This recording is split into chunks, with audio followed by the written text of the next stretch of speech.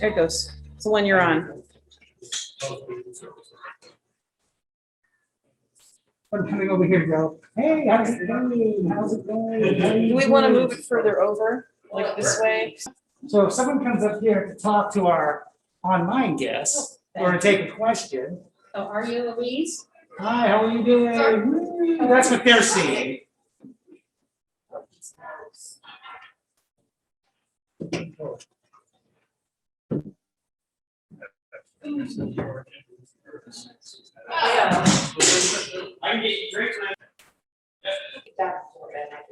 Hi, Fabienne.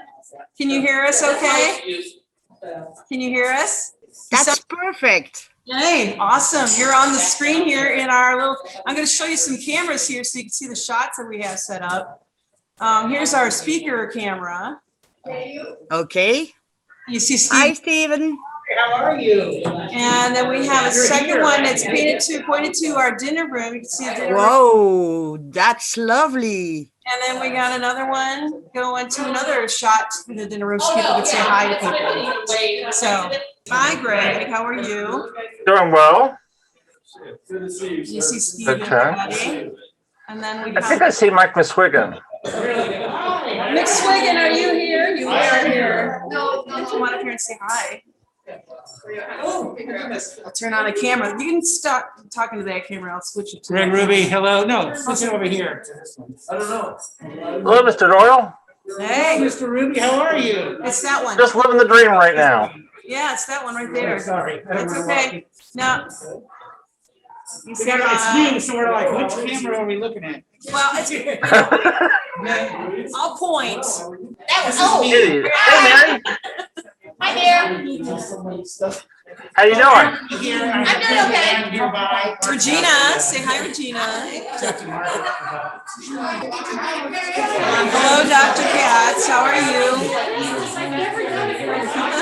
Hello, Ann. How are you? I'm good. It's lovely to see your face. Now you got to explain this to me. What are you looking at this moment? Are you looking at a cell phone? Are you looking at a big screen in a room? Screen in a room. Now, am I being heard through a screen through the whole room, or just? Yes, you are. We can hear you talking to the entire room. Wow. So when you guys have a question or something like that, you can let me know. That's great. Now, how many people will be physically in the room? 40 or about 39, close to 40. And how many cameras you got? 3. This is amazing. I can't remember how much did it cost you, but it works. What was that? I was like, I brought you see Dr. Katz is online. If you want to say hi to him, switch him over there. Okay. Hello, Steve. Hi, how are you? All right. I'm overwhelmed. This is just like. Very glad you're here tonight. This is, I'm kind of blown away by. I kind of feel like either I'm in Houston and you guys are on the International Space Station, or the other way around. But it's really just amazing. I'm just really totally blown off with that.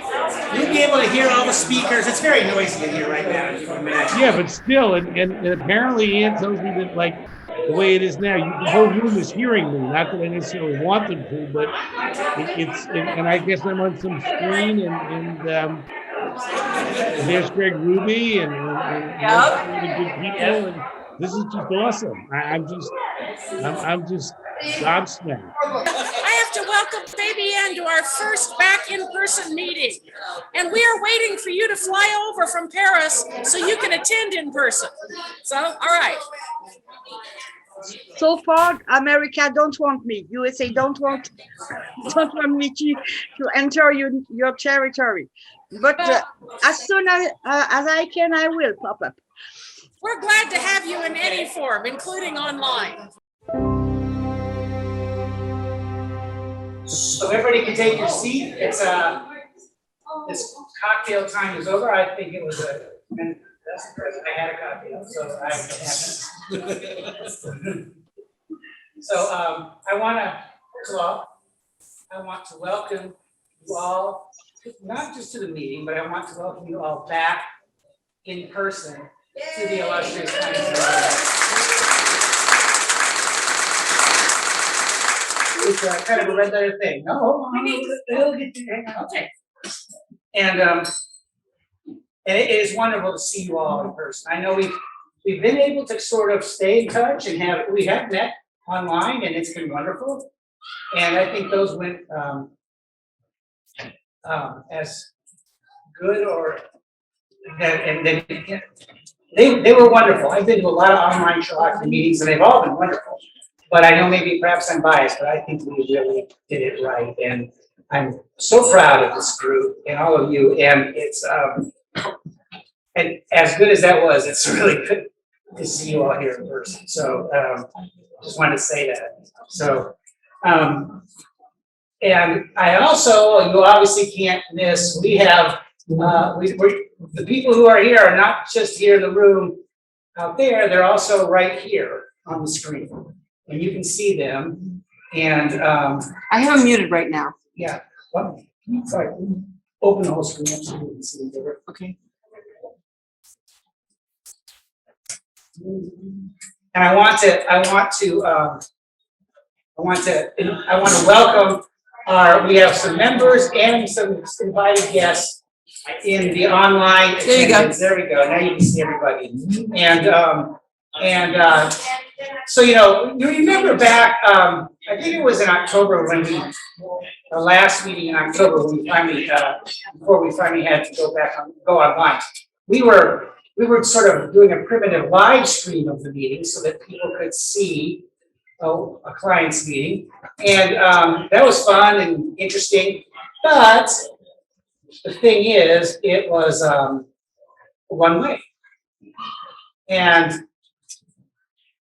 throughout the pandemic, one of the things, you know, there's a lot of horrible things in the pandemic, but one of the great things of the pandemic was there's always a silver lining. And one of them was the fact that we all sort of learned that we can use technology to bring us closer together. And over the course of this past year, we gained new members, distant members, who are full-fledged members of the Illustrious Clients. And it occurred to me that by going back live in person, we would very likely lose them and their contributions to the club. And so, so we have this. We're not live streaming it. This is a fully interactive attendance by distant members.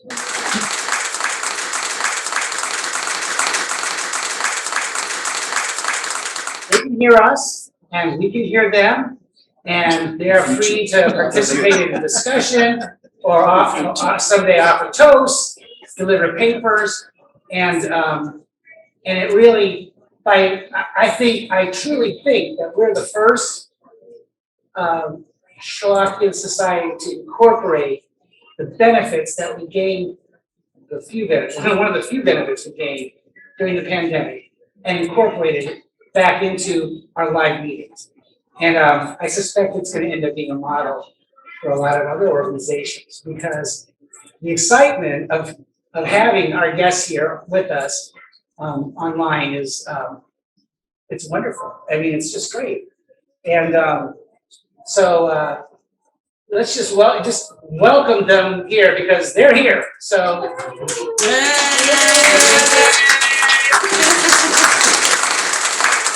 They're all muted right now. I can that's unmute okay. them. I don't think you can hear our applause. So let me introduce, we've got some They guests. can hear us. They can hear We've us. got some guests online, we've got some guests here in person too. We'll do our in-person guests. John Ketchum over here, he's a guest tonight, and he is so welcome to the Illustrious Clients, John. I hope this time we're going over with it. You had a good time tonight. Come back. I also want to welcome up here is Greg Ruby. Yeah. Greg is coming to us from Baltimore. He swore he would never set foot in Indianapolis once the Colts came from Baltimore to Indianapolis. But he said he will attend online. Because he said he can be here and still not break his vow to never set foot in Indianapolis. So Take them back. somebody wants to know if you can take it back. So let's see. we have, and we have over here is Bob Katz. Bob, some of you will remember Bob. Bob has visited the clients before. He spoke at the Medical History Museum in our Nerve and Knowledge lecture. He was on the bill with Karina Delakova, and that was quite a memorable night. If you were there, you will remember that. But Bob, I invited Bob because he's a good friend of mine, but also since our story tonight is a featured story is the Copper Beaches. Bob is the just retired head mastiff of the Sons of the Copper Beaches in Philadelphia, Pennsylvania. So I thought it'd be kind of appropriate to have Bob attend the meeting tonight. So welcome aboard, Bob. And you see, I think that's all down here, our other guest is Monica Schmidt. Monica is, many of you know Monica. She's super active in the Sherlockian world. She goes everywhere, does everything, sees everything, and she's kind of a pioneer over this past year in using technology to help Sherlockians stay in touch. I mentioned this in the newsletter, which some of you may not have had a chance to read yet, that if this pandemic had hit a decade earlier, maybe even 5 years earlier, I think our Sherlockian universe would have taken a hit that we may have taken a long time to recover from. But the fact that we have the technology and the internet coupled with social media and video conferencing technology now that's so easy and so flexible, the Sherlockian universe was able to kind of hang together and in some ways thrive. And so because of that, Monica was right at the forefront of that. And so I wanted to invite her tonight so she can get a peek at what we're doing here in Indianapolis and in hopes that she'll come in person sometime. So, Monica's down there. Thanks for having me, guys. There's Joe Eckridge. Well, we have. This is Joe. Joe, you gotta turn your screen down a bit. Then we have members who are here, who are members, but they're not here, right? So we have the Schwetzers here who are coming to us from, I always forget where you're coming from, to us from. Maryland. I know, I almost said Virginia. Silver Spring. Yeah, I know, right? Silver Springs, Maryland. But they used to be Indianapolis residents, and they are still faithful members of the Illustrious Clients, and now they can come to the meetings. Isn't that great? Joe Eckridge is from the St. Louis area. Joe, why don't you give us a wave so we can see? That's Joe. Say hi, Wave. Guys, Joe Eckridge, he comes, but he lives in St. Louis or outside St. Louis, so it's a long haul to come to a random meeting. And then we have Fabienne Carouge from Paris, France. Yay! Oh, wonderful. We're international. Yeah, we are. That's right.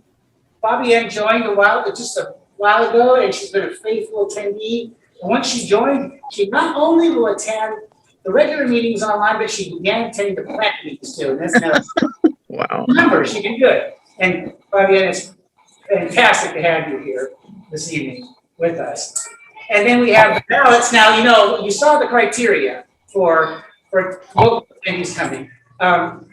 Joyce has had hip surgery, just had major hip surgery, and therefore she met our criteria for attending online while being local. So we hope you're doing well, and Just say hi, hang in Joyce. there and say hello. Yes, great. So those are our online friends who are with us this evening, and we're so happy they're here. So when we take a break later on, come on up and talk to them. Yeah, we have a couple cameras here, so whatever one you're standing in front of, I'll turn it on for you so you can say hello. So I do want to do one thing. We have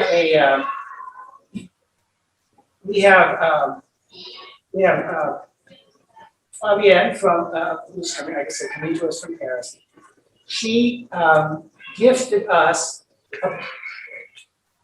this is a bottle of wine that she was drinking at the meeting a while ago.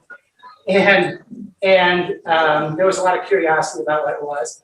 And it comes from a small vineyard in France that was kind of hard to find. So this is her gift to us, and you all have a little bit of it in your glass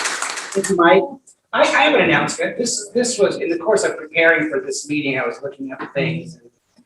And I don't know how I came across this, but 37 years ago this evening,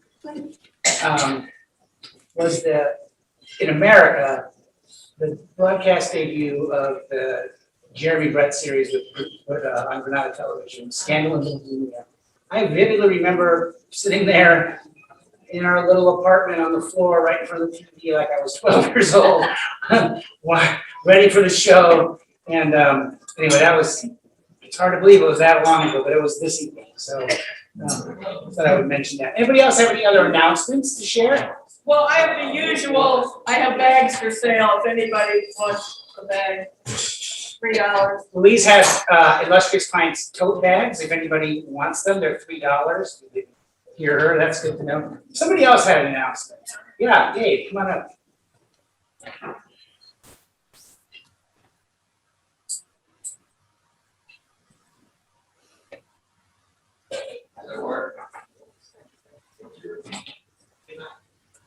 Some of you may have heard my presentation on Sherlock Holmes in the beginning of modern forensic science quite a while ago.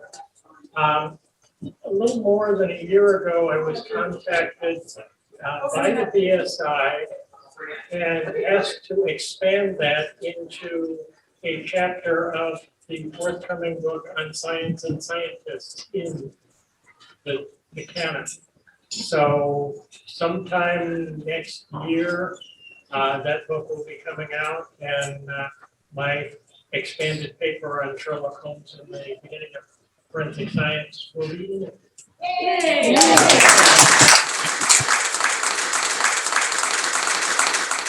Yeah. Okay. And Lewis has an announcement. Since Dave mentioned that book, the SI book, Bobcat's Nose, I was asked to contribute a chapter to another BSI book on. Sorry. I was asked to contribute a chapter to a BSI book on music in the canon, so that will also be out. So it's on the polyphonic motets of Lassus, which is my BSI investiture. So it was very cool, and that'll be out whenever. But we don't know the title of that. We're well represented. Anybody else have any announcements? Anybody have any show and tell? We'll start in the back. Yes, Karen. For you guess, we like to just look at stuff, so. You might want to have to hold it up to a camera. Yeah. So as a lot of us do, I spend a lot of time in bookstores, particularly on Friday nights, waiting for Cal to get off so we can do the meeting on Saturdays. And while I was at Books A Million, I happened to look through the manga section because a cousin and I both like it, and I happened to have found one called Moriarty Patriots. Manga. Yes. So I have only read 2 of them, and there was a twist in the second one that I was not expecting, and it was only like a quarter of the way in the book. So they are very interesting. Yes. Yes. It's a million. To know. Thank you. Thank you. Regina, you had show and tell, right? Oh, this is Coach Michelle. So this is a little box I bought. It was unfinished. It was I got it at the dollar store, and I decided that since my home sign, the Ribs and Pippins, our logo is an apple with Sherlock Holmes on it. I had a lapel pin here like that. That I would decorate it like this, and so inside and the outside. This is just like paper that I got for scrapbooking, and then these things here I bought on Etsy that from a scrapbook person, and I hand painted this part in here, and It's very cool. You have to show it to the camera and a little closer. The little footprints. The little footprints are stickers, and the tiny It's backwards, that's funny. the tiny magnifying glasses on the edge of that are actually a picture, a photo of a magnifying glass I had that I shrunk down and cut out and glued on there, so. That is really cool.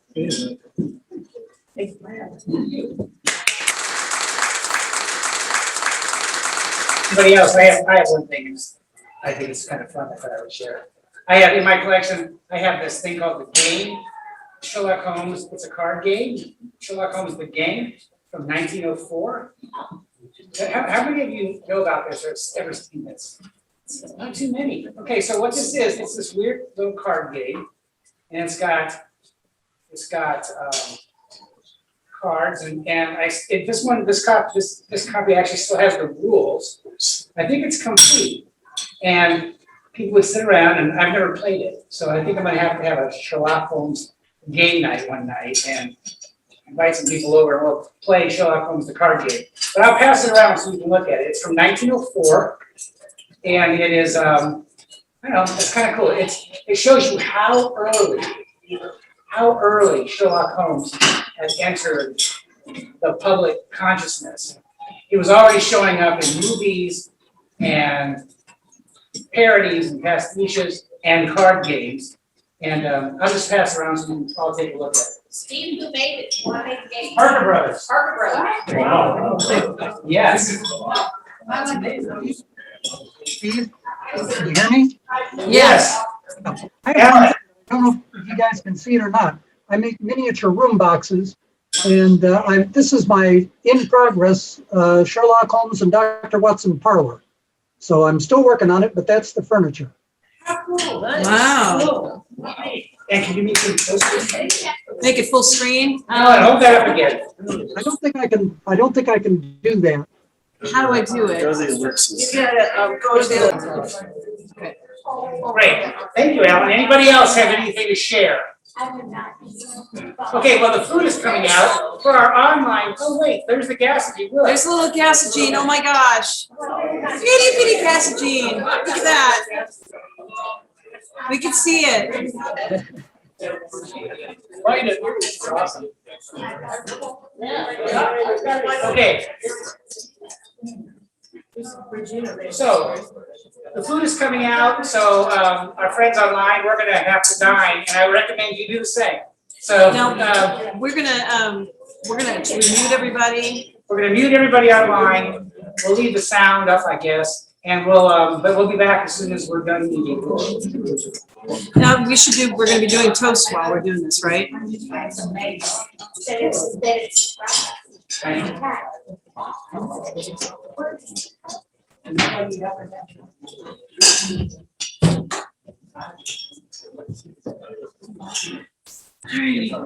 we gonna do toast, Steve, while we do this? You can do, yes, and you can go now. Okay. So I'd like to introduce Ann Lewis, who's going to give a toast to Violet Hunter. Okay.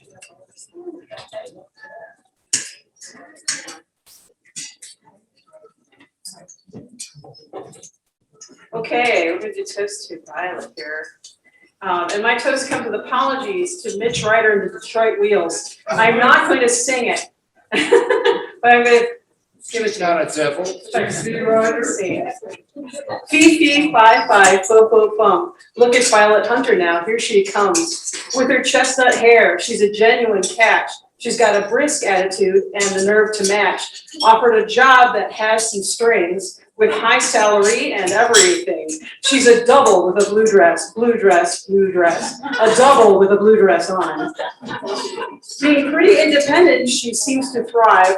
Got to be the finest girl alive. Watson thinks she catches Sherlock's eye, but Holmes lets her go without a goodbye. She cut her hair to teach a real brat, but she busted her employer, who was a real rat. She's a double with a blue dress, blue dress, blue dress, a double with a blue dress on.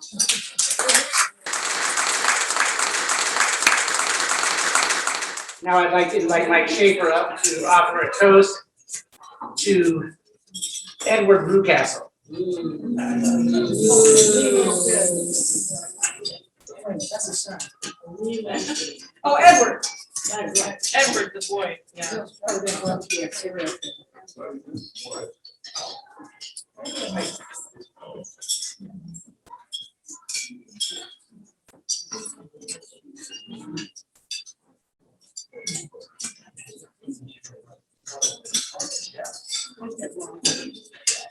The utterly spoiled and ill-natured child.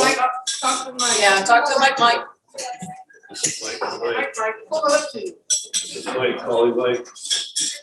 To the utterly spoiled and so ill-natured child, who his father hoped would someday play a considerable part in the history of England. He excelled at bringing pain to weaker creatures than himself. So instead of the hip hip hooray, can we do a smack smack to the little romper Edward Newcastle? Smack, smack, smack.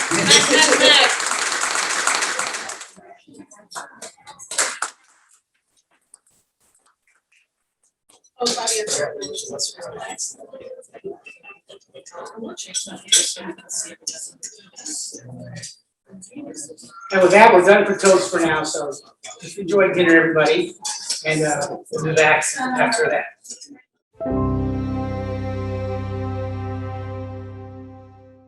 Ann? Yes, sir. I asked the waiter for a second dinner roll, and it's kind of taken a while to get here. You think you can help out with that? I'll send him on his way. Yeah, it's been a while. I see them passing them around, so if you could just pass one out here, I'd appreciate it. Oh my God, we'll send it UPS, yeah. Or airmail. I like it.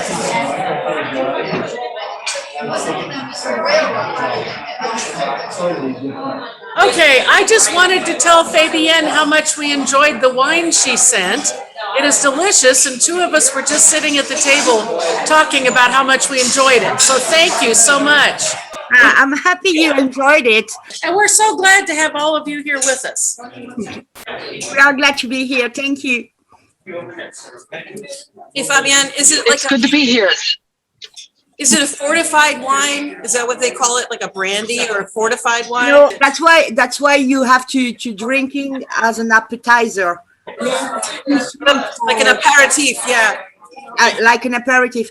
Yeah, it's too sweet to be drunk with meat or. Hey, everybody. Hey, Steve. Steven. Hey, Steve. Hey, Monica. I'm here. I just got back from practice, so sorry for my tardiness. What was your practice? Oh, I had my first unofficial at bat, and I scored a run. Yeah. So I will take it. That's fantastic. That is great. So I want to ask you guys, what is your experience of this night so far from there, from where you are? Well, this has been fun. I have to admit, up until about 5 minutes ago, I was driving. So I got to listen, which was awesome. So far, really good. I'm still waiting for my drink order. Say that again, Greg? Waiting on his drink order. Yeah. Bob, I bet you never did get those orders. No, I went to my refrigerator. No, I think, clearly some variant or variants, plural, of this are just almost going to, I'm not going to say become popular, I'm going to say almost become mandatory. I think you're right. I mean, because, and I've said this to Monica and Greg, the good thing about doing a Zoom meeting is that it's easy. The bad thing about it doing a Zoom meeting is that it's easy. And sooner or later, start doing a meeting and instead of getting 50 people from all over the country, you get 18 people from down the talks and you want to do presentations, you're going to draw on those same 18 people over and over again. On the other hand, if you do something like this, you don't have to give up the Zoom accessibility. On the other hand, you can still, where it's possible, maintain the physical, contact of sitting down and having dinner with somebody. I think the dinner is the only thing that I'm worried about for you guys. Because, this is a half hour where people sit down and eat. And so, you can't do that on Zoom unless but I was really pleased to notice that you guys were talking and visiting amongst yourselves while this was going on. And so I had not anticipated that, but that's beautiful. We've been doing chat, and I made a fool of myself attempting to speak to everyone in French. It sounded good, Bob. Yeah, it sounded good. You just asked me. Right, I meant to say I'm embarrassed at my French, and I used the word embarrassé, which means basically I said I need to be kissed instead of I'm embarrassed. And Well, you don't have to. Oh, we all need to be kissed. That's just You fact. don't have to. I will kiss anyone want. Anybody. Well, I'm just kind of. I know you want to be kissed too. Of course. Yeah, there you go. I'm a little overwhelmed with how great it is to have you all here and how well it's going. And I'm just really pleased, and we'll be pivoting back into the actual program here shortly. So, But as I said, Steve, I don't kid around about this stuff. I think you just set the bar. And a lot of people are going to be, first of all, you're going to be getting a lot of emails in the next couple of weeks. How did you do this? And you may even have to give a webinar as to how to do a hybrid Sherlockian meeting. And really Yes, I need your secrets, Steve. Yeah. well, we're actually nice chatting with you. Steve, tell McSwiggan that the entire Sherlockian world saw him steal Mary Ann's extra set of butter. What? That's it. I'm gonna go tell him. Okay. See you guys.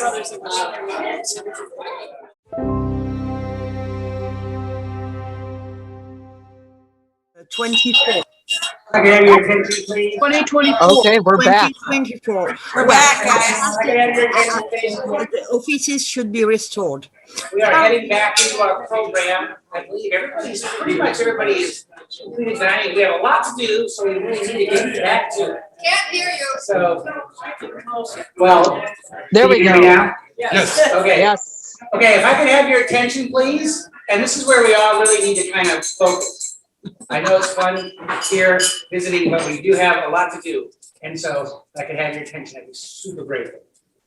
Great, thank you. Okay, so I had a couple pieces of business that in the excitement of just regathering all together, I neglected to do. So we're going to do that right now.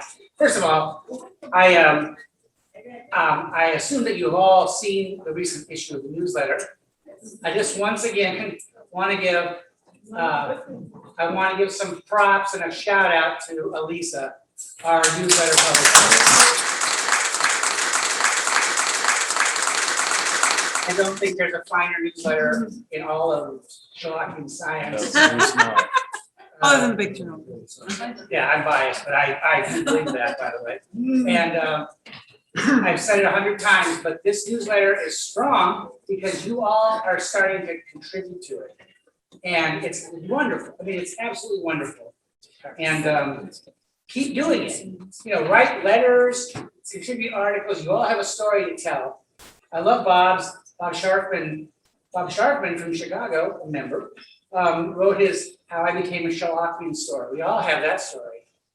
And we all love hearing each other's stories like that. So anyway, well done, Elisa. I don't know, where are you? I don't know. There you are. Good job. I'm so grateful, and we all are, and you're doing a great job.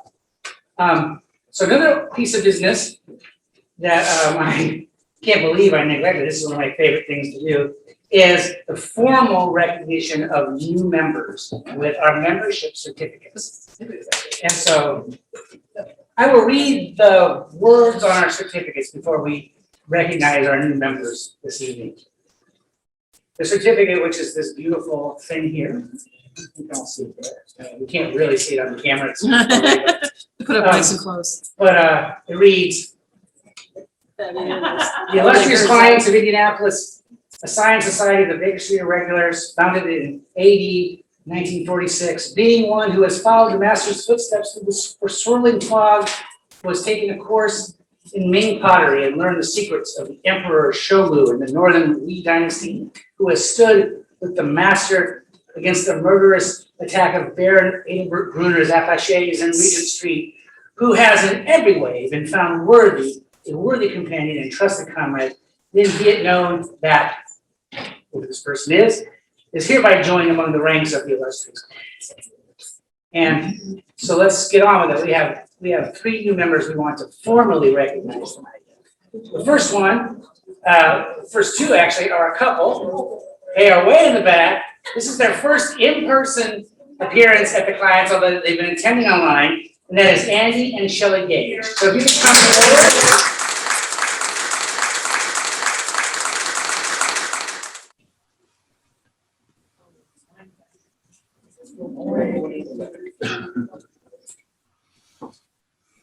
So you each get your membership certificate, and yeah, make sure I give Andy Andy's and Shelley Shelley's.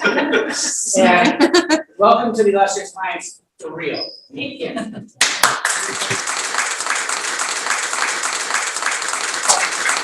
And then our third member is, who we want to formally recognize, is Fabienne Carouge from Paris. Fabienne has her certificate.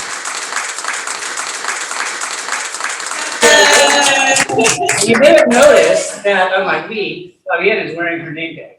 And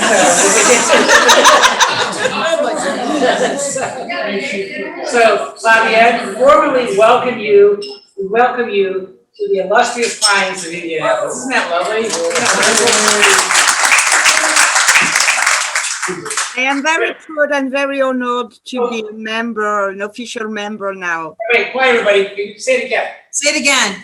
Oh, I just said I'm very proud and very honored to be an official member of the Illustrious Clients of Indianapolis. Now on, a big thank you to Louise and Stephen for sending me the certificate. Thank you, guys.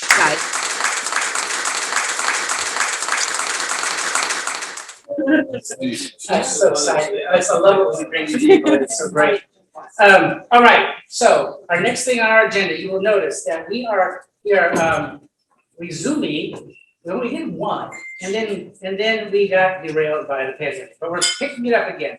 Tonight we are resuming one of the initiatives that we hoped would start last year, and that is the Illustrious Clients interview series, where we have a brief interview with one of our members of the clients. And tonight we're going to be talking to Don Curtis, former Illustrious Client, now Illustrious Clients Emeritus, and about some of his fun memories and experiences here in the Illustrious Clients over the past 30 years, right, Don? Something like that? No. So Don, come on up. We're going to sit here and we're going to have a conversation.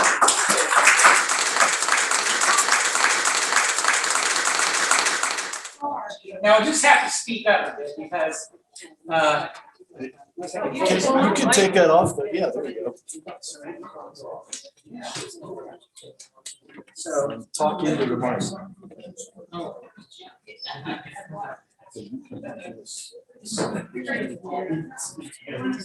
All right, everybody give me a thumbs up if you can hear this. Testing. Now, we need people to be quiet out there. I know you're a long way, but no talking, please. I'm quite sincere about that. So everybody can hear.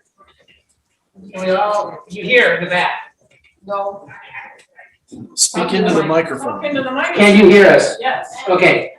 Pass this back.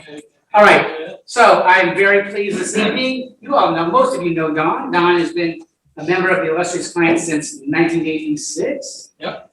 And Don and I go way back, and we've had some adventures together. And so I thought, we have so many new members that that this is a good opportunity to sort of let you all kind of learn a little bit of some of the past history of the clients. So Don, tell us about how you found the Illustrious Clients. Well, that was kind of an interesting story. I'm a book collector. I plead guilty, as most of us do. And I was in the shop of a book dealer down on the south side in Fountain Square. And Herb's wife, Winona Eads, had a bookstore of her own a few doors down the street called the Fountain of Mystery. So Herb and I were talking about books, and Winona stopped in and said, when you finish your conversation, come down to my shop. I have something I want to show you. Well, what she had to show me was a copy of Ron DeWall's World Bibliography of Sherlock Holmes and Dr. Watson. And in the back of that book was a series of appendices, one of which listed clubs all over the world for people interested in Sherlock Holmes. And lo and behold, there was one in Indianapolis. And the leader of the club was a fellow named Mike Whalen. So after I left Winona's shop, I decided I'm going to track him down and join that club. Well, Mike and Marianne had long since moved away from the city and were living in Maryland at that time. So in desperation, after a number of dead ends, I called Julian Wolfe, who was commissioner of the BSI, at his apartment one Sunday morning, and I asked him if he could help. And he said, yeah, I think I have a contact for that club. Well, he gave me the name of Bob Barton. Many of you old timers remember Bob. Bill Barton. And a few weeks later, I was a member of the club.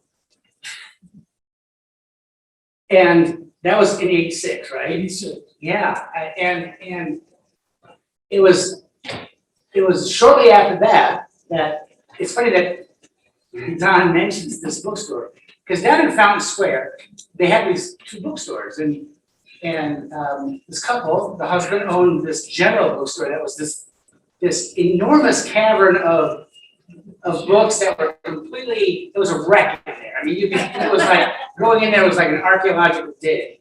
But his wife's store was a mystery bookstore, and it was quite meticulously kept, very well organized. And she was very, very, she loved Sherlock Holmes. She did become a member of the client. Yeah.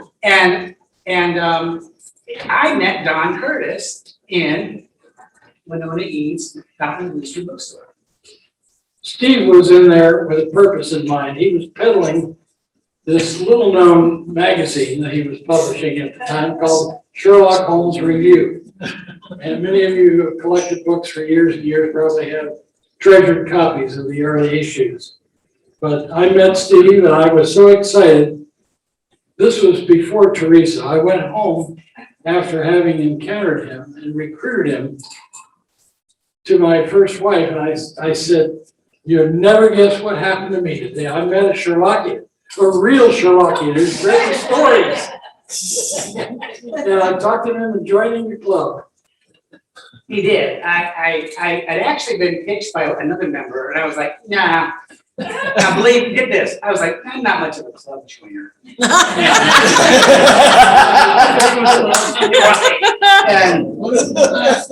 that was 1986. I was like, yeah, I'm not really much of a club joiner. And then I met Don, and I joined, and it's been wonderful. So you initiated a campaign when you became president, didn't you?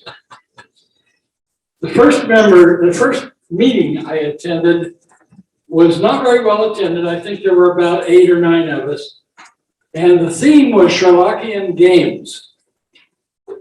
And 2 or 3 people had brought board games. And most of the conversation centered around comic book collecting and Doctor Who, and a variety of other subjects. I don't know that the word Sherlock Holmes was ever mentioned. Well, it wasn't too long after that first meeting nobody else wanted the job, and the term was running out, and they recruited me to run for the leadership of the club. So when I was elected, I decided what we need to do is to get back to basics. So that was my campaign. And I swore everybody to participate in getting back to basics, reading the stories, talking about the stories, and having good discussions that were Sherlock Holmes based. And it worked out well. Well, it did work out well, and that's really understated, because it went from, under Don's leadership, it went from, like you said, about 7, 8 guys sitting around talking about comic books to sort of a rebirth of the club, topping out at sometimes 50 people at a meeting.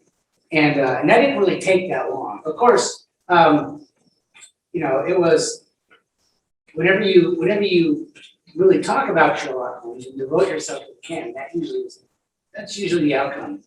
So tell us do you have any favorite memories of your tenure as president of the club? Anything that jumps out at you as a kind of a memory or an experience that comes to mind? One thing that always comes to mind was the only time for many, many years, I am proud to look back and say that I was the illustrious client for 26 years. And most of those years, I was reelected by acclamation. There was never anybody else who wanted the job. I couldn't follow it up on anyone. But in the early years, there was a former member who was very, very eager to be the illustrious client. And he was determined that he was going to unseat the current administration and take over. Well, that didn't work out. We held our own. But leading up to that point in time, we had what I remember was one of our biggest meetings, well over 50 people in attendance at McLarney's Steakhouse on West Morris Street on the south side. And we had the trial of Moriarty. And I'll never forget, nor will anyone who was there, forget the wonderful acting experience of watching Ed Lauterbach portray Professor Moriarty, cycling his head back and forth in a reptilian fashion. It was inimitable. It was just like Doyle described in the book. It was so perfect. And of course, we convicted him and sent him off to death or prison. I don't remember what. But it was an exceptionally good meeting. There's a couple of things in that memory of Don's. First of all, anybody here remember McLarney's? Yes. McLarney's was this restaurant. It was on the west side, right? South side. South, near south side, kind of southwest. And it was, I don't know, I'd been there it seems like 100 years or something. And we met in this kind of grungy basement. It's a big room, but it was wonderful. It was just, you kind of went to the kitchen and went down the stairs, and the food was really good. Kind of a steakhouse. It was. And it was really, I just loved being there. It had a lot of personality. I think that's a good way of putting it. And the trial of Moriarty, Professor Lauterbach had been a member going back to the original. The clients began in the 40s and kind of went dormant about 1962 or 63, came back in 1977 when Mike and Marianne moved back to Indianapolis and helped restart the club. But the Lauterbachs went all the way back to the original incarnation of the clients. And Ed was an English professor, and he was balding and kind of tall and thin. He didn't look like Moriarty. He did. And he really put himself into the role. And that was quite wonderful. We were all in costume, and it was such a great night. And very fun memories of it. I think I was the person in the cast who provided comic relief. If you could have seen me, the wig that I wore as a magistrate looked like, rather like an English sheepdog draped over. That's right. Well, Don, so at some point, No, we did a lot of great things while you were client. And we started the film meetings, the annual film meetings. Want to hear about that? The film meetings were something we did early on because not having a permanent location, we're kind of like the oldest permanently established floating crap game. We didn't have a phone number, we didn't have an address where anybody who was interested in Sherlock could find us. So we needed to have a little publicity. The Indianapolis Star used to publish a page called Let's Go.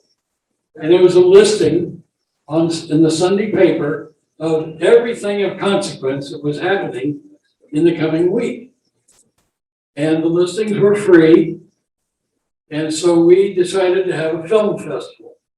Steve and another former member both worked at the medical center and had connections to reserve a lecture hall at the dental school and get access to the AV equipment that we needed. And so we picked out some films and we decided to put this thing on, we advertised it. And we got a terrific turnout. And the first 2 or 3 film festivals were so successful, they provided the backbone of our membership for the ensuing 30 years. There are still members, besides Steve and I, who became members of the clients by attending the film festival in those early years. They were a big success. They really were. Even though one year, everybody who was parked in the parking lot at the dental school got a parking ticket. Kidding me? We didn't pay them. Well, Don, this has been great. I don't want this to go totally long, but I know that you had a philosophy about Sherlock Holmes and Sherlockian Science Societies and just Sherlockian activities. And I thought maybe it'd be good if you could just share how we wrap up our evening. I'd be happy to. It's very simple. I've always said, if we aren't having any fun, we're not doing it right.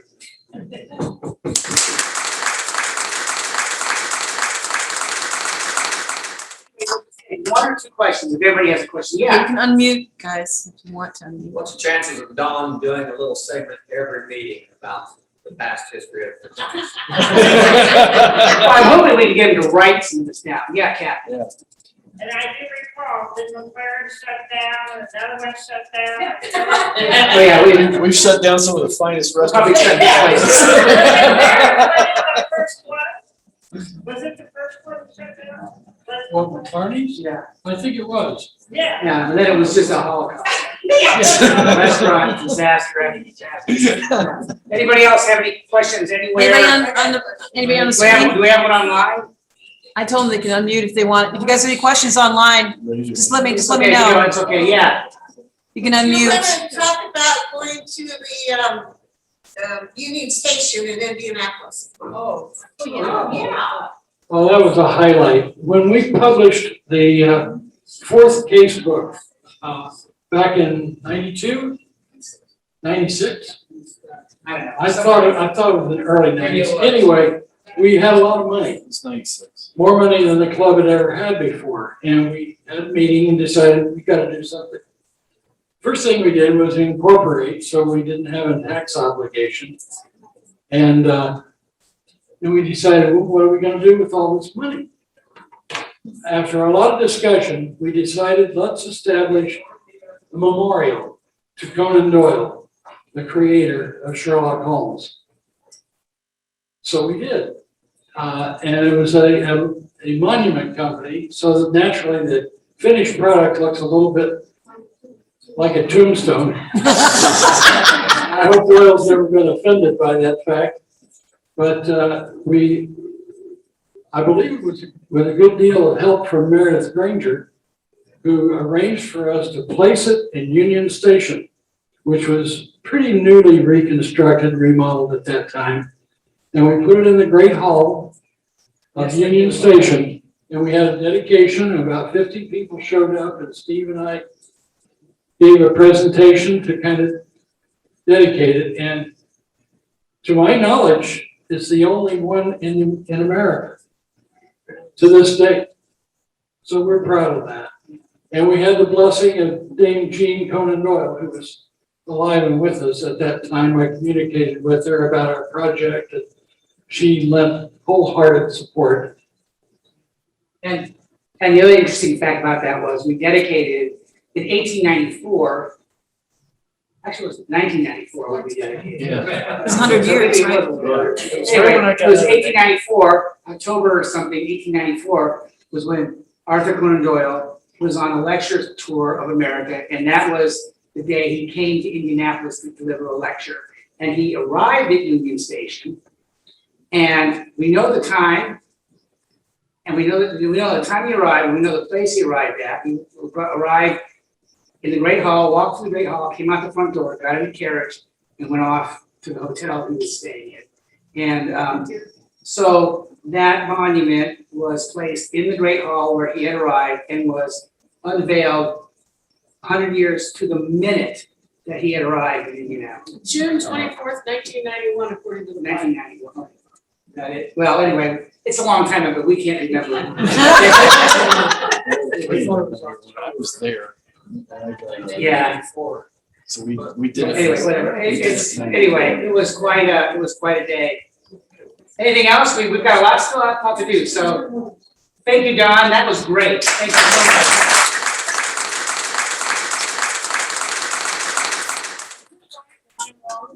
There were two plaques on the Google, and I was reading one in another city. Oh. So I am wrong on So that. there is no- Right, that's my mistake. The other was my mistake. Yeah, that was my mistake. Okay, everybody, we're gonna roll right along. So you all got a number during dinner. That number corresponds to a book on that table right over there.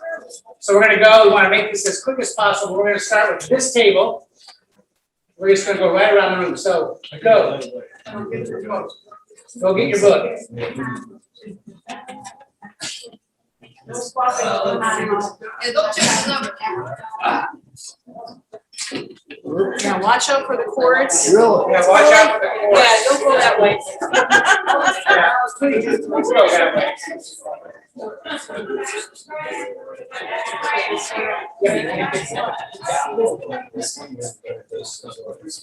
You leave it. Gotta find it, go around that way. It's a little hurdles to get there. Mike, they don't listen to me. I'm just a person. Number 4, go find your number. How long does it take to find your number? Yeah, this is the process. Okay, so right now everybody is getting their tags. And you can see I have one. I'm number 1.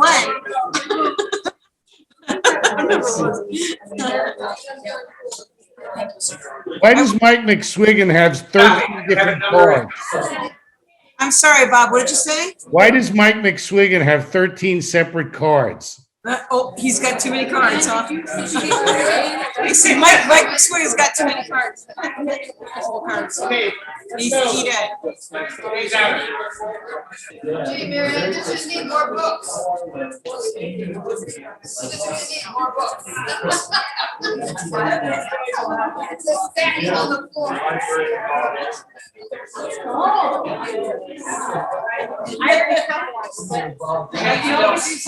Yeah, you can't really have more. But for every room in the house. Yes.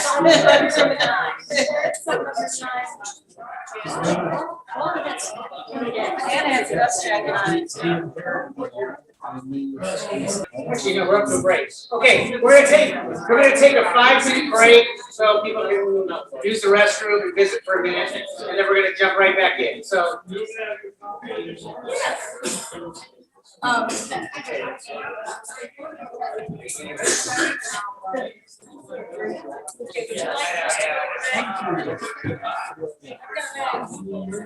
This is the first time I've used it. This is the thing that Chris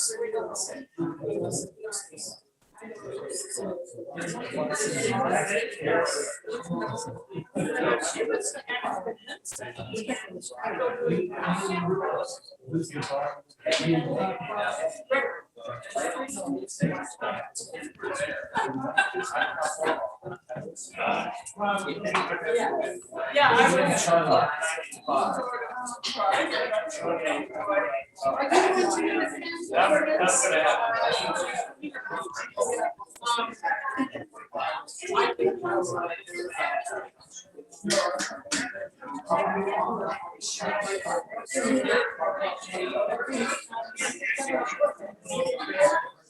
Like to see that.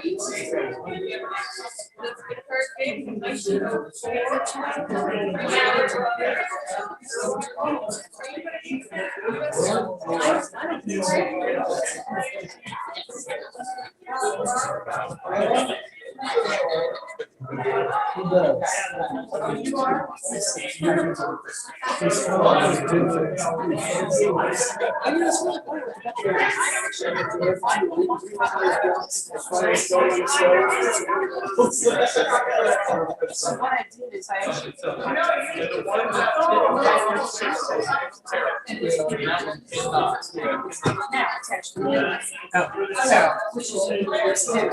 But now I. Yeah, that gasoline. I like his business actually.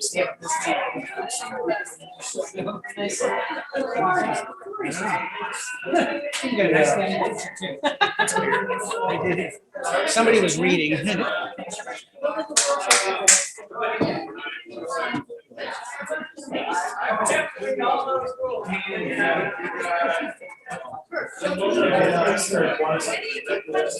I was looking in my old book, guys, and look what I found. Somebody must have marked a page with a family photo. Oh, wow.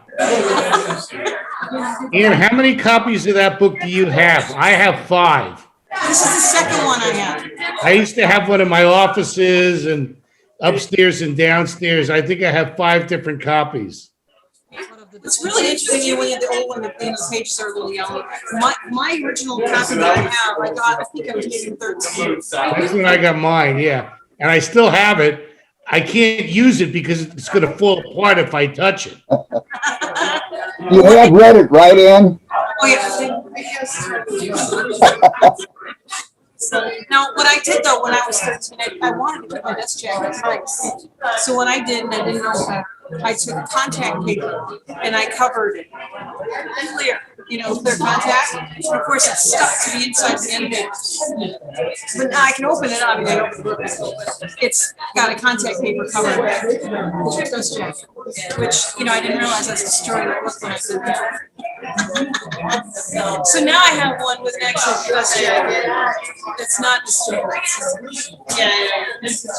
I'm afraid our copy ended up with the estate sale, so we don't have it anymore. Alan had a copy too. We just had to get rid of books. That's the one you should have kept. Just the one. I didn't see which book is it? The Doubleday edition with the Christopher Morley introduction. Okay. Doubleday. Which, where do you see the publication date on it? Because I don't see it. Let's see if there's a. Where do I see what? Usually in this, they have a pub date, but they are. Oh, there it is. Never mind. The latest date on the copyright page is well, no, I'm sorry. I was looking for the printing, to see what printing it was. Oh, it's probably the 900th or something. I mean, it's pretty old.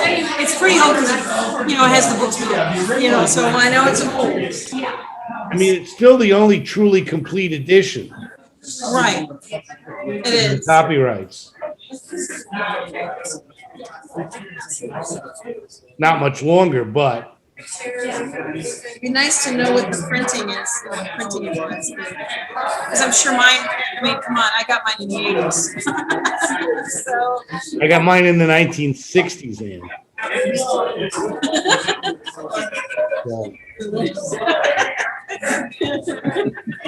For the bar mitzvah gift. Oh, really? Yeah. Cool. Yeah, no, and I have my copy. It's so worn. I have my copy. It's so worn. It's like the upper right of the bookshelf, so I really can't reach it. I don't want to touch it. It'll disintegrate. My mother, to her dying day, and she lived to be almost 97, said it was the worst purchase she ever made.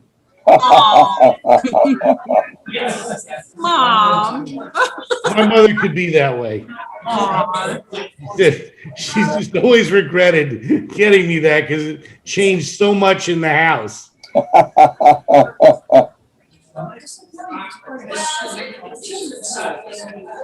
remember who gave me my copy. I think my mom gave it to me for my birthday because I really, really loved, I had only read, the first home story I read was Hound of Baskervilles. And my mom had an individual copy of it. So then I told her I really, really loved it, and I loved Sherlock Holmes, so she bought me that, I think, for my birthday. And yeah, it changed things in the house. It definitely changed things in the house. So what we got next? We gotta have a toast to Carlo. Let's see. I want to go get another. Actually, I'm gonna get my water.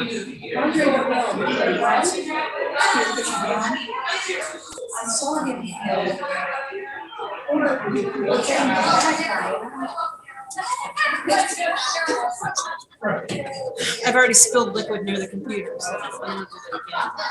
What's left? Yep, what? Everybody left? Everybody's still there? Okay. Wanna say hi? Hi, Mike. One second, I gotta turn the camera on.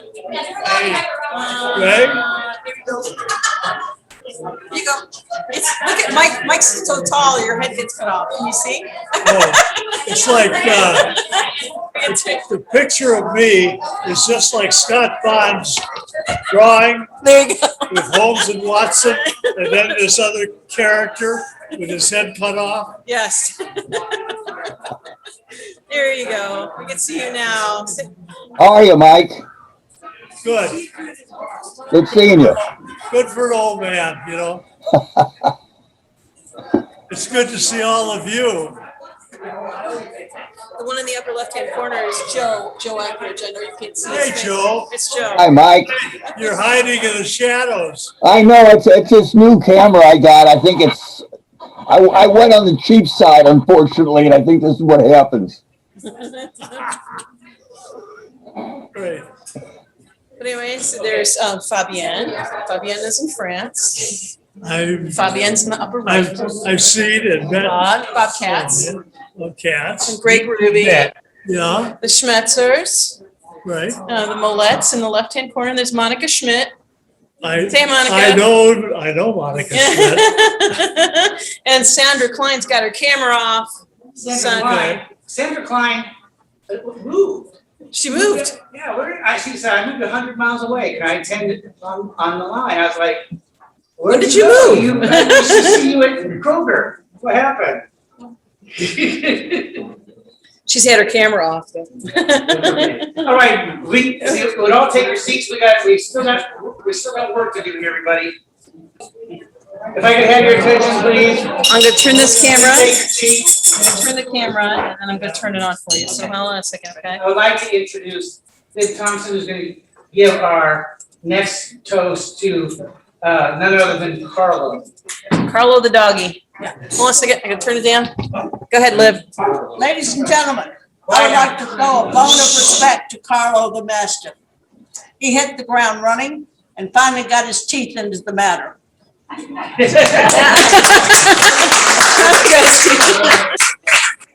you go, Liv. Great. Okay, and I would like to, I come before you now to offer the final toast of the evening, our story-related toast, which is a toast to Jeffro Rucastle. Steve's not that bad. Dear friends, it is with great pleasure that I rise to offer the final toast from our featured story this evening. And what a distinguished one it is, for I am honored to lead us in a toast of Jeffro Rucastle, Father of the Year. You laugh, you scoff, I know, I hear you out there, but rarely was an award more deserved And we have evidence from Dr. Watson's account himself. Just consider the roster of paternal traits and accomplishments that qualify him for this well-earned citation. He was a proud and caring father. Mr. Rucastle enthusiastically gushes over his 6-year-old boy. One child, one dear little romper, just 6 years old. In addition, he spared no expense to hire this boy the best governess he could afford. He was also a protective father. Now, Jethro Rucastle is clearly a caring parent, and this shows up in his relationship with his older daughter. Upon becoming old enough to be considered a young adult, he granted her her own private suite, sacrificing his photography darkroom in the process to give her the privacy she needed. He took extraordinary steps to ward off a persistent stalker, and he tried, granted in vain, to get power of attorney to protect his daughter, who obviously was prone to brain fever and all kinds of illnesses, and likely not in her right mind. And so in addition, he undoubtedly entertained his children with hilarious stories, and best of all, he was an animal lover. So yes, my friend, raise your glass to Father of the Year, Jethro Rucastle.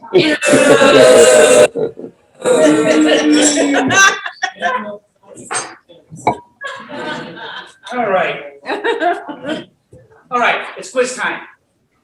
So let's pass out the quiz and we'll take the quiz. We've got some wonderful, fantastic prizes. Do you guys have the quiz?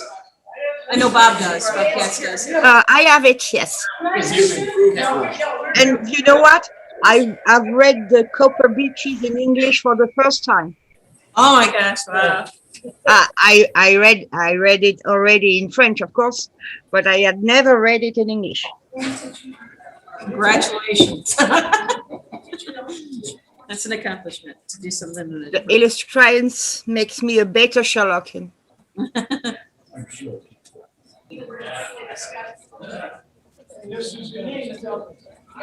What? My name's on the thing. Yeah, you're gonna have to read a study.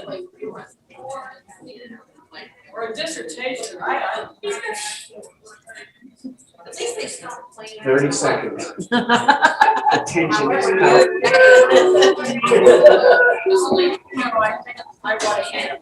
you cut the tension with a knife. 45 seconds, 50 seconds. 15 seconds, yeah. Wait a minute. I took a picture of the screen.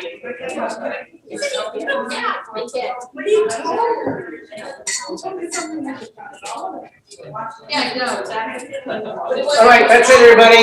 You have your attention. I know it's a challenge, you're far away, but if I can have your attention, I'm going to turn this over to Nancy, our quiz master. Hey, Nancy. All right. Question number 1. To the man who loves art for its own sake, it is frequently in its what? Most primitive. Least important and lowliest manifestations. Yes. Well done, Alan. Okay, the answer is, it is frequently in its least important and lowliest manifestations that the keenest pleasure is to be derived. The second one is worth 1 point per blank filled correctly, 2 points possible. How did Holmes light his pipe?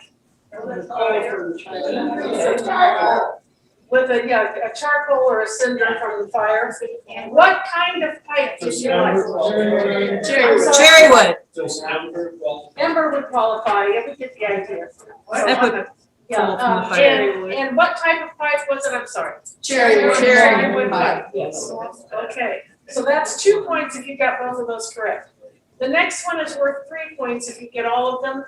How much was Miss Hunter paid by her former employer? £4 How much did Rucastle initially offer her? 100. And how much did he later offer? 120. Okay. £4 a month. Yeah, the other one was £4 a month. I'm 4 sorry. pounds a month? 4 pounds a month. Okay. Yeah. 48 pounds a year. Yeah. Question 5, by what means did Rucastle and Miss Hunter travel to Copper Beaches? Dog cart. You guys are good. I won't. Data. I cannot. Make bricks without clay. Okay, there you go. We're gonna need all of these tiebreakers, plus extras. At what end did Holmes and Watson meet this hunter? No, wait, you skipped 6. Oh, did I skip 6? Or 7, rather. I'm sorry, I skipped I'm 7. sorry. At what end did this Yeah, Holmes and third. Watson meet in the center? The black swan. or the black swan? Okay. How was Miss Hunter able to see a man watching the window? He's In a her mirror. handkerchief, yes, okay. There's a mirror. And Fowler succeeded in persuading Mrs. Toller by certain arguments, blank or otherwise. Metallic or otherwise. Yes. So, got that. Oh, let me go tonight. So, Miss Hunter eventually became head of what? A ladies' school. Private school in Walsall. Okay, that's correct. What? A private school at Walsall. Electric. The dress she was asked to wear was blank. Electric. All right, now, we have 2 tiebreaker questions, and given as well as you're all doing, we may use the third one that we came up with tonight. What was the name of the mastiff? Oh, Wait, let's see. Oh, I'm so We sorry. need them. You're right, we may not need this. Who got 1 point? Anybody get at least 1 point? Anybody get at least 2 points? 3 points? 4 points? 5 points? 6 points? 7 points? 8 points? 9 points? 10 points? 11 points? Looks like it's Miss Swiggin. Okay, so now we do the Just wondered tiebreaker. back. Okay. Oh, Shelley. We have 2 at 12 points. We have 2 12s. Do we have anybody higher than that? Okay, all right, so we have several tiebreaker questions. What was the name of the mastiff? Wait. oh. So the 2 12s are it's a tiebreaker for. Did anybody on the screen get 12 too? Oh, did anybody, Yes. there were only 11 points. No, somebody had more than 1 point. Yes, there were 11 questions, but 1 question was worth 3 points, 1 question was worth 2. So don't forget them. Okay, I'm sorry, this is my first time doing this is obvious. Okay, people online, did anybody have 12 points? Robert, are you waving? Alan, are you waving? Oh, no, they don't. Fabienne, did you get Fabienne, 12? you got 12 points? Okay, all right. Well, then we're going to go through our tiebreaker questions. It'll be between Fabienne and who else were the other 2? Shelley. Okay, you 3. Okay, what was the name of the mastiff? Carlo. Carlo, okay. And I don't know how we do this exactly. And what's the next one? And what was the name of the child? Edward. Okay, all right, here's. Did you all get those? Yeah. Okay. Did you guys get both of those correct? Did you? I can't tell if they said yes or no. Did the 2 of you in the back who were competing, did you get both of those questions correct? I see 1 person nodding. Did you get who else? Okay. All right, so right now it's between you and Fabienne, right? All right, here's the final tiebreaker question. What kind of man, according to the story, can you tell by his thumb? By his what? By his thumb. By his thumb. What kind of man did Holmes say you can tell by his A thumb? composer. Okay, we've still got a tie. That's okay. Composer of a composer. Compositor. Compositor, yes. Composer. It's a typesetter. Types, yes. All right, what were you saying? So we have A tie. we have a 3-way tie or a 2-way tie and in the 3rd place. Yes. We have 3 prizes, so. Okay, so you all 3 of you will get a prize. Yes. Okay. Wow, folks, you still get me on the prize.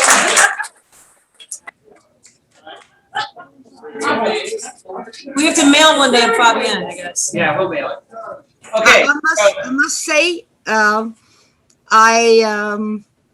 I've read The Copper Beaches for the first time in English today. I had read it in French, but to take part to the quiz, I read it in English today. So It was fresh in my memory. Okay, so as a prize, I don't know how we determine, okay, who is tied for first back there? Shelley, okay. You have a pick, I guess. Yeah, we're gonna we're gonna do this. Shelley, you pick, here's the prizes. We have a Sherlock Holmes pub sign. We have the Matthias Bostrom from Holmes to Sherlock. Take this, And we also have Flattery, who's a member, and Frank Crawford, who's also a member.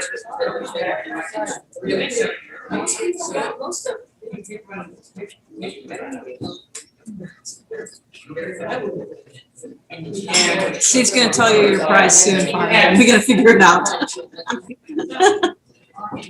So. All right, so what does Fabienne pick? So Fabienne, we have a Sherlock Holmes pub sign. Sherlock Holmes pub sign. Pub sign. A pub sign. It's on the wall. Oh, And we have a book called The Sincerest Form of Flattery. It's in the Sherlock Holmes monograph series published by Gaslight Publications back in the early 1980s, and it's signed by the author, inscribed by the author, who was an illustrious client, to another member who was an illustrious client. That just happens to be that way. And so you can take your pick, and we'll send you whichever one you pick. The pub sign or the book? Pub sign or book? Which one you want, Fabienne? I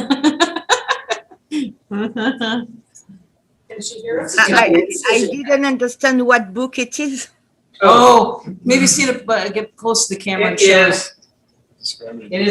It's a book of Sherlockian scholarship.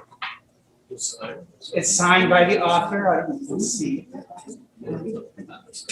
Published in 1983. I don't know if she can hear him without the microphone. Oh, she can hear it. There's a camera mic. Oh. And it's just a little small Sherlockian small press, vintage small press book.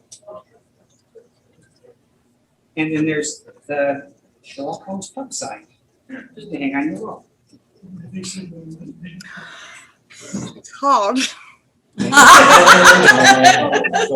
let her think about it. She could tell. The book, please. The book? Okay, great. We'll send it to Thank you. You're welcome. And that means.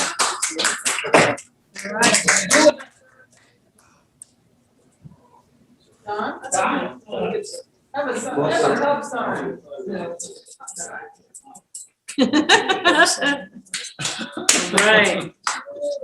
Right. Great job. But don't bother sending it to friends. Pardon me? Don't bother sending it to friends. I'll fetch it. Okay. Oh, wow. We'll hold it for you until you get here. Is that what she said? Hang on to it. She'll come and fetch it. Yes. That's great. That's great. Great. Well, now I'm going to turn the lecture over to Mike Schaefer, who will lead us in a brief discussion of the Copper Beaches. So, any further ado, here's Mike Schaefer. Okay. By the way, I would like your assistance in helping me determine how Mrs. Toller got into our meeting tonight, because all these metallic pieces are at our places. The Gold King is responsible for that. Well, way to go, Louise. I have my Make sure you crown if you want to see it. All right, Mike, talk really loud into the microphone. Talk a little more into the mic. You can even fold it if you want. Okay. I want to say I was assigned to lead this story discussion. So if you don't like it, the gentleman right here in front of you should be addressed. So when taking on this assignment for this detective story, I was amazed to find myself in a Gothic novel. This is right out of Charlotte Bronte. Her book, Jane Eyre. Violet and Jane were both without family. alone in the world. Both were governesses. Both had excruciating experiences with their hair being cut. And Dr. Watson, almost verbatim, described Violet listening to feet pacing the floor behind a locked door in a remote part of the mansion. As a result of that, Sherlock initially thought, oh, your new employer's wife must be a lunatic. So Charlotte Bronte's works were very popular in England at that time, even though they're written 30, 40 years before. So after meeting Violet in 221B and reading her later letter, Sherlock presents our first task in this story. He says, on the train to Winchester, the last trip over, I've devised 7 separate explanations for Violet's situation. Well, I know one of them. Well, she's a governess and doesn't know whether she can take this job. Now, what else could there be involved here in this story? One of Sherlock's quotes was, crime is common, logic rare. And Sherlock accuses Watson of degrading the tales to tales, not studies in logic or listing logical principles. So let's find at least one more possible explanation of why Violet drops in on Sherlock after nothing but was it a letter or a telegram? But anyway, she got there real pronto. Any ideas? The money was too good to be true. Sherlock went there after the telegram. Okay, that's correct. The initial payment was quite generous, but I have an idea. I think she was romantically interested in Sherlock Holmes. well, do we have any further ones on that point or another point? I think it's a good point because at the start, Holmes is so sad that he's only being asked to look for lead pencils and giving advice to girls in boarding schools. Watson set her up to come. Was Sherlock in those days? Was Sherlock a hunk? And all these young girls were after him? You could argue that he was that. I mean, at the end of the story, and this always struck me as weird. Watson says something like, and to my great disappointment, Sherlock Holmes never showed any further interest in her, as if he was hoping that maybe there was something going on here. That's like matchmaking. Well, at that point, that's the end of the story. But at that point, though, we're still on the train going to Winchester, where he's saying there may be 7 explanations. So I think the fact that he's being hunted, the other people who've written stories, Violet the Hunter. So that's a reasonable explanation.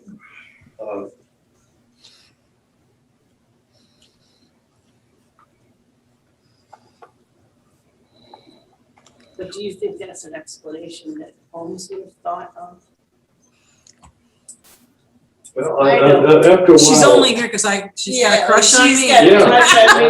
That's much, so I'm gonna go. After a while, I don't think so. and he seemed impressed with her background. She gave it her little profile of a little German, little this, all that. And then when she came back to see him again, or wrote to him, I forget. Yeah, he came to her. Yeah, and she wrote to bragged about how observant she was around the house. So that's the other approach. Well, there's my profile, and then this is our future. I'm as observant as he is. Now, I'm going to regress slightly to the Jane Eyre book. I'm going to, excuse me. We have an English teacher in the audience here. A very good one. So So the Jane Eyre Like you breathe. Eyre book is one of the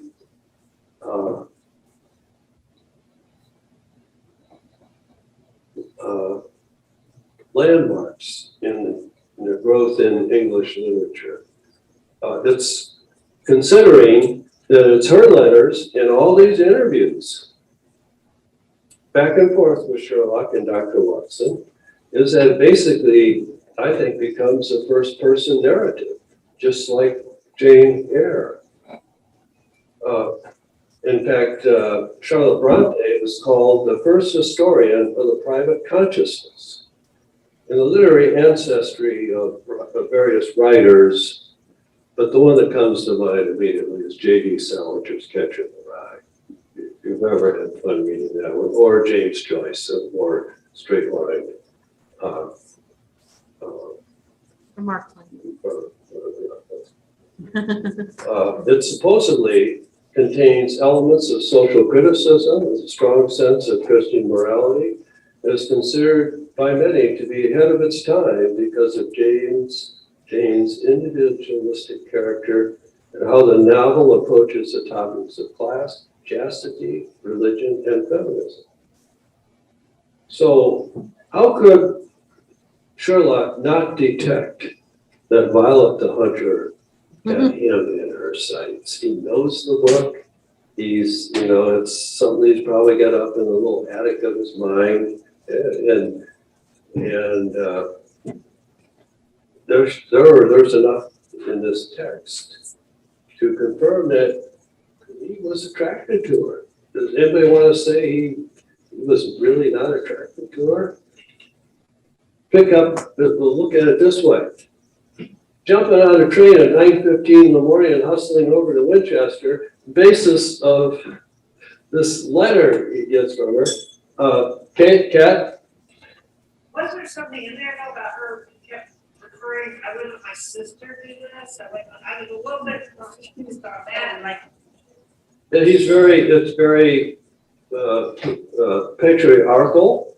And Steve, I want to come back to this point, but go ahead.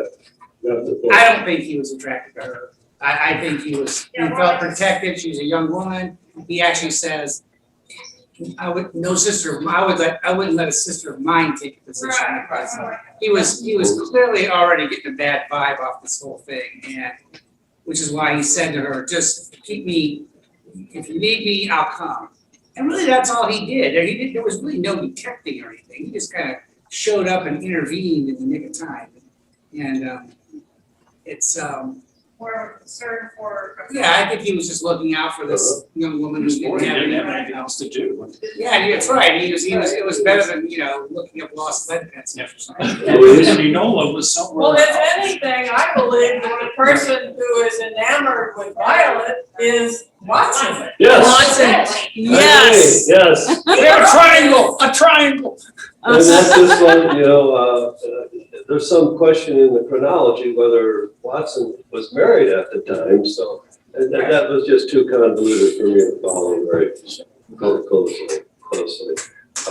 Now, maybe there's some symmetry in this story, because one of the themes in Victorian literature is the patriarchal nature of Victorian society. So here's Sherlock being the patriarch here to Violet Hunter. And then we look at the opposite example. Jeffro Rewcastle, as Steve so correctly and thoroughly examined how louse this guy was. So it's a little study in opposites.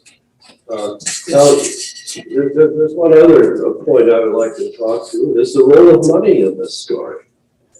Now they say crime is common. Well, money is probably the most common crime you can find. I want it. I'll take it one way or the other. Let's look at the role of money in this case. How did it really resolve this mystery and bring everyone to safety, even though one of them had severe dog bites? Kat? Is it a red flag? Excuse me? It was a huge red flag. Because the amount of money should be gone. Yes. Yeah, and that may be one of the other 6 explanations that Holmes identified or refers to in the train ride out to Winchester. That's a good point. And it's increasingly higher amounts being offered and all this stuff. It's like the opposite of the red-headed league, where the lower amount is the one that got, when he offered the lower amount to get, John Clay to dig, to be the assistant. In this case, it was the other direction. The higher amount is what got the person, so. And then, yes. This is basically an object lesson that if something seems too good to be true, it probably is too good to be true. Well, I'm just wondering how long that job, anybody got an idea how long that job would have gone on after Alice escaped? Depends on how long Alice held out. Tony? It's horrifying to think that it might have gone on for years. Well, she Because he did still wants escape. that money. Yeah, she did escape. And whether she signed a release of her claim, apparently. She didn't sign. Right, she did. Now, Jeffro tried to get her to sign this. Something tells me that maybe Jeffro married above himself to begin with in marriage number 1.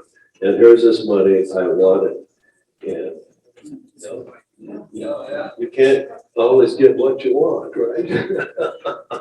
Well, he may want it, like the case of identity, but the reason he has to hold her hostage is that the law is on her side. Right. So she That's why he has to take illegal action. So if she, now under the Victorian concept of patriarchy, he's got full control over his child. If she's No, he doesn't, because she has a written document that money came from her mother. And that would be honored by. I heard 2 messages there. That would be honored by the court if she had a document leaving her the money. If she could get to court. A registered will, right, that's right, so she can't get to court. So is there any other point in the story where money took a dispositive part? Certainly, if the wife dies, the husband would get whatever estate. Apparently that wasn't true back in the day. Boy, I was tempted to. Go ahead, You Tony. could write something that would apportion things to other people. Now, if you have a, what's that called, attachment, that's not. A detail.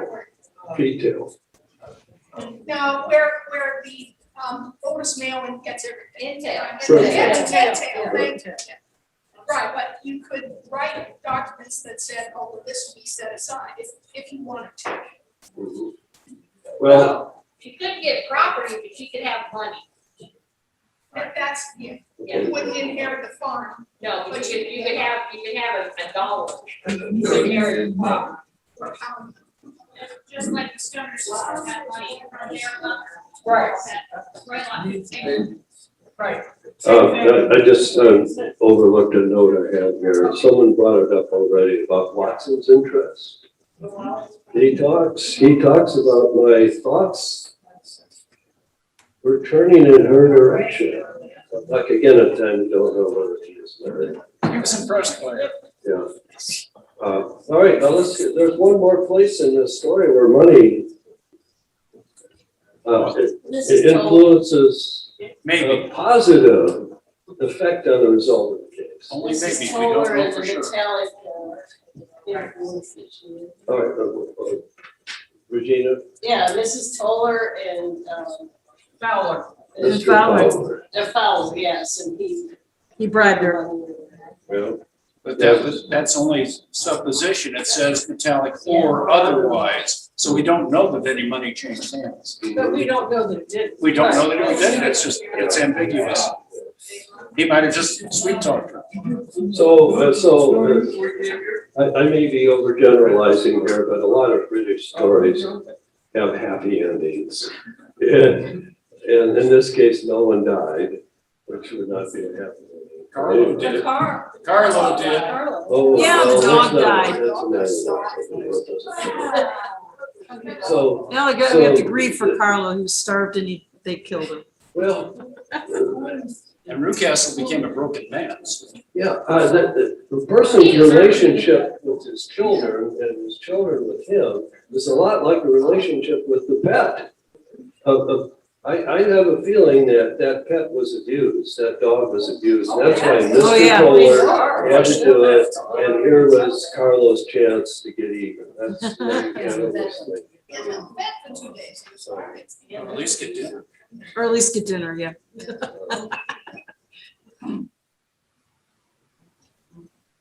Well, possible romance for Sherlock or Dr. Watson, the exposure of a money grubbing ne'er-do-well like Mr. Newcastle and Alice and Mr. Fowler are living in the tropical paradise of Mauritania, and she's got a job leading a nice school, and there's something to think about. Sherlock was known to pay princely sums for Mrs. Hudson's care. Do you think he was behind giving her that job? That's all speculation, but he is a generous man. And with that, I thank you for your time, and I'm not one to answer a lot of questions, but I will take no more than two. I have one. Mr. Jones. The original marriage with Mr. Ruppert and his first wife was arranged. Well, why do you say that? She had money, he didn't. Oh, yeah. Repeat the question. Repeat the question. Was The original marriage, the first wife was not arranged, which is common in Victorian England because she had money and he didn't. Yeah, that house, I presume he. I presume that was her house. Yes, it was so shabby. Yeah. The outside was just shabby, not maintained. We didn't have money to keep it up. Yeah. So, to go over this point again, but the fact that he's ever increasing the amount of salary tells me he's got a big fish out there. Oh, yeah. That he's gonna use this money to get compensated. So, wasn't the greatest, was there one more question? Yes. I have a question that's for the audience in general. When I read this story the first time, and again when I read it for this occasion, when I got to the point where she walked in the room as one of the series of potential people to be employed, and she has not even been spoken to yet, she just walks in the room and he said, "She'll do." Every hair on the back of my neck stood up when I first read that because I thought, this guy's a creep. My question is, when a male reads this story, so this question is for half of the male half of the room. When a male reads this story, do you get that same reaction, or is it only those of us who know, oh my gosh, this guy's a creep? No, we get it.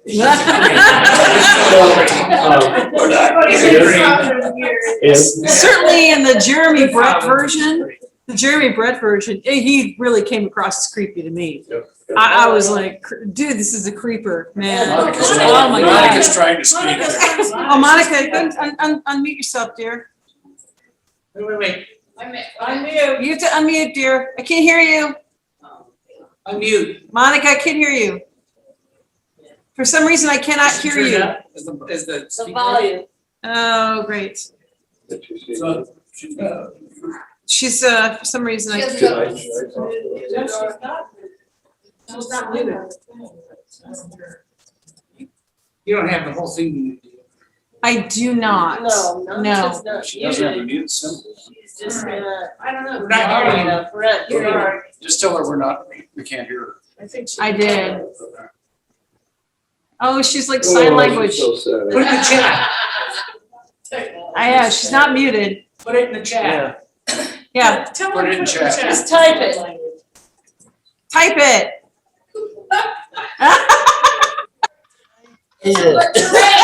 Type it. Charades. Oh, she said hashtag creep.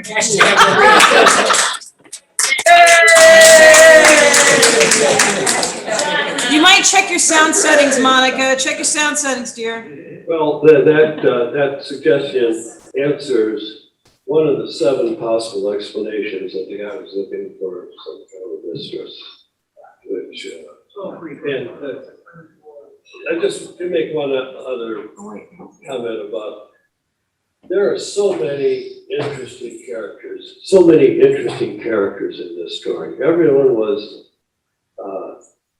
unique and clearly defined, and let's not overlook Miss Stopper, who would gong unsuccessful applicants out of the office, was not so much as a good It's like the vibe. original Gong Show. Great. Thank you, Mike.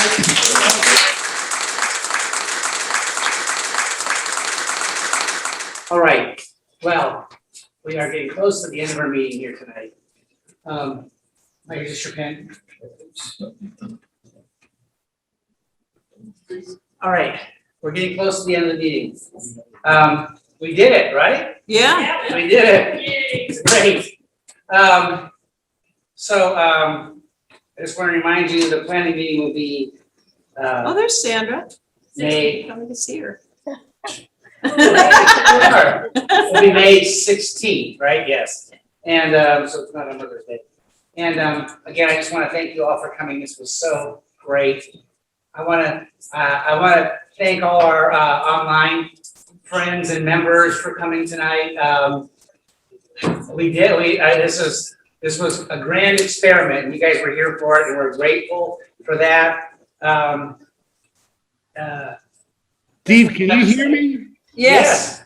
Okay, so before you end, then let me make a bit, contribute to a bit of Sherlockian history by, I guess, what will be the first quiz question posed from a Zoom site to a live meeting site. How's that? Very exciting. And to follow up on something you said, Steve, you mentioned at the beginning that I've recently retired, thank goodness, as the head of the Copper Beeches, the headmaster of the Copper Beeches of Philadelphia, which is our science society. So the question for the group is, why are the Sons of the Copper Beeches named the Sons of the Copper Beeches? Because you can't say what it really means. Louise says because they're SOBs, right? Well, that's often been said of us, yeah, but there's actually, and it's quite true, in fact. No, but there's actually a basis for that question. And it could have been a quiz question tonight. I think we don't know what it is. All right, and the answer is it's the only story in the canon in which the city of Philadelphia is mentioned by. Yeah, Alice went to Philadelphia. Right. Quote unquote. Yes. Oh, yes. And I was going to give away a hell of a prize, but I guess I'll have to keep it for the next event.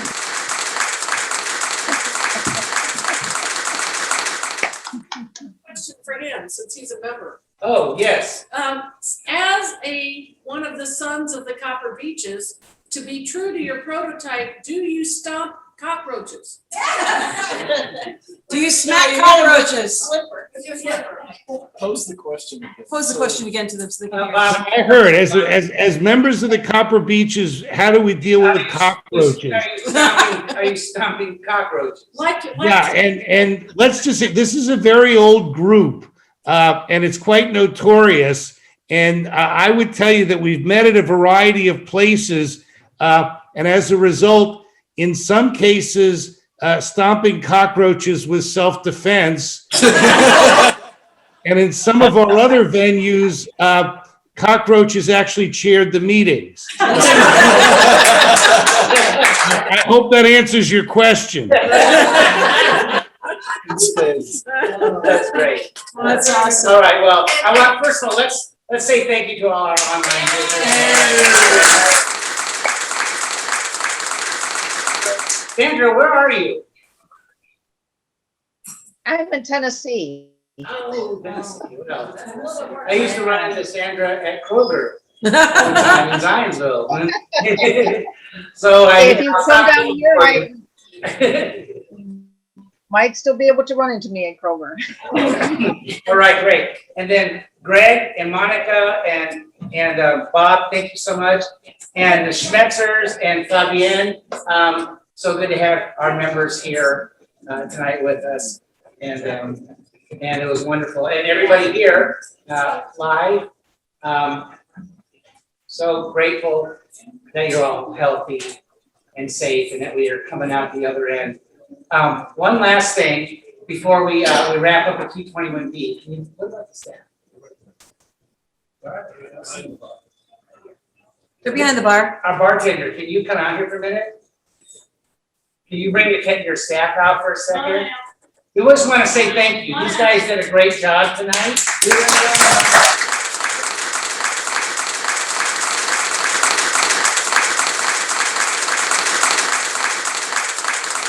I'm grateful for your help. It's a big group and we're kind of rowdy and it's hard to stay on track.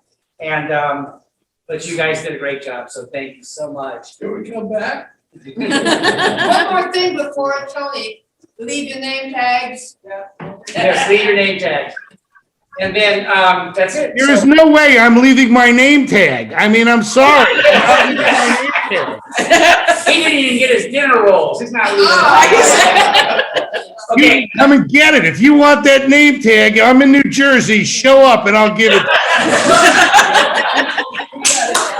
So we'll wrap up this night, this evening, as we always do, with a reading of Vincent Sterrett's 221B. So, Tony, can you come over here? Just a big thumb up to Anne, who made the whole system work. Let's talk about me. Oh, that's true. Thank you for that. Yes, a big round of applause for Anne.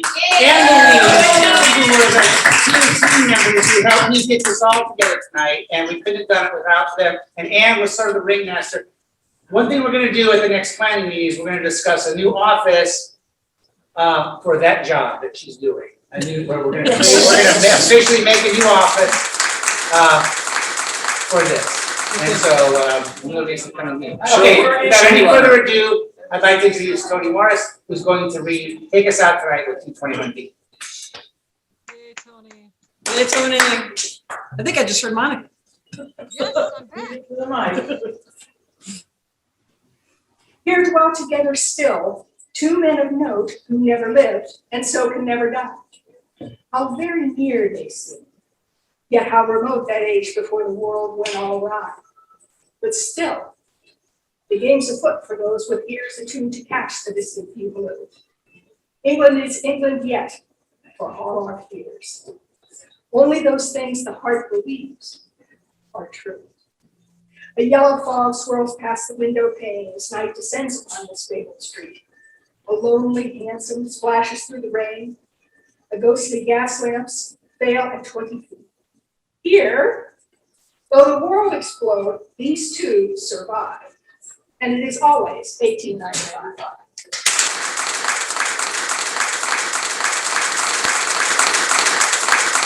That meeting is adjourned. Thank you, everybody. Come to the planning meeting.